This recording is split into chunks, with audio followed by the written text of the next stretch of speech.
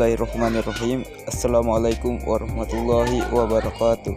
Perkenalkan, nama saya Arlin dari kelas 12 MIPA 3. Saya akan memaparkan materi hukum-hukum Kepler dan gerak satelit.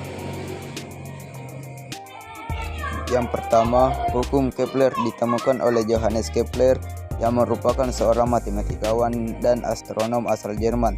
Sebelum Kepler mengemukakan hukumnya tentang gerak planet yang mengelilingi matahari, manusia zaman dahulu menganut paham geosentris, yakni paham yang membenarkan bahwa bumi adalah pusat alam semesta.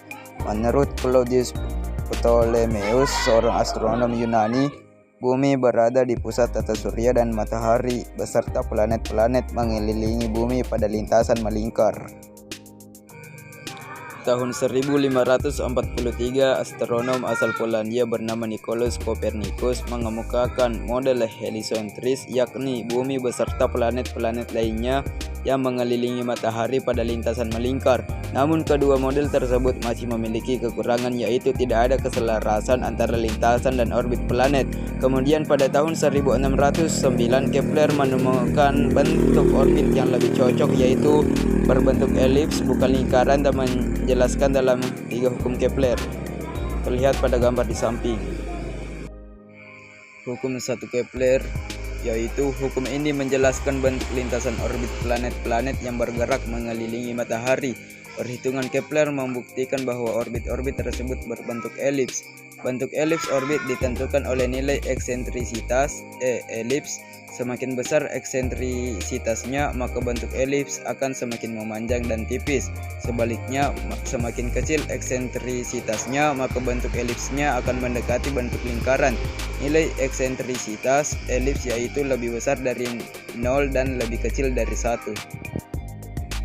Hukum 2 Kepler, yaitu hukum ini menjelaskan bahwa kecepatan orbit suatu planet akan lebih lambat ketika planet berada pada titik terjauh dari matahari, titik aphelion, dan kecepatan orbit suatu planet akan lebih cepat ketika planet berada pada titik terdekat dengan matahari, titik perihelion. Jadi kecepatan orbit maksimum planet ketika berada di titik perihelion dan kecepatan orbit minimum planet ketika berada di titik aphelion.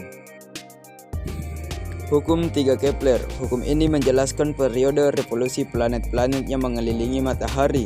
Planet memiliki periode orbit yang lebih panjang ketika planet tersebut letaknya jauh dari matahari, dan planet memiliki periode orbit yang lebih pendek ketika planet tersebut letaknya dekat dari matahari. Contoh soal. Untuk lebih jelasnya, yuk kita coba kerjakan contoh soal di bawah ini. 2 buah planet P dan Q mengorbit matahari. Apabila perbandingan antara jarak planet P dan planet Q ke matahari adalah 4:9 dan periode planet P mengelilingi matahari 24 hari, maka periode planet Q mengelilingi matahari adalah.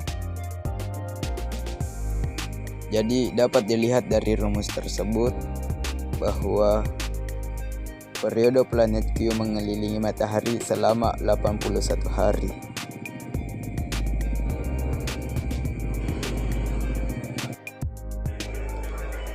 Satelit bergerak di angkasa mengelilingi bumi atau revolusi dengan kecepatan tinggi agar tidak jatuh ke permukaan bumi. Satelit juga mengalami gaya gravitasi, terutama gaya gravitasi bumi, bulan, dan matahari, seperti terlihat pada gambar. Mungkin itu saja yang saya dapat paparkan. Lebih dan kurangnya mohon dimaafkan. Cukup sekian. Wassalamualaikum warahmatullahi wabarakatuh.